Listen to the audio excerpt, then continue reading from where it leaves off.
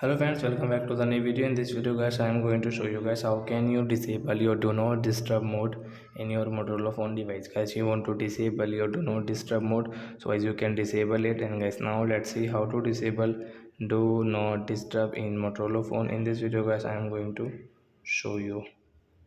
So friends, now let's start the video. So then first of all, come in your phone setting, and then guys scroll, and guys click on your sound setting. Then guys again scroll, and guys you can see your do not disturb tab here.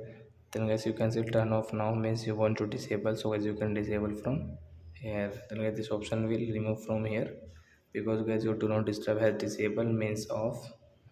So I hope friends you have understood how to disable do not disturb mode in our Motorola phone. So that's it guys, thanks for watching my video guys. Now we will meet on next video with new topic. Before going guys, please go and like my video, subscribe my channel. Bye bye friends.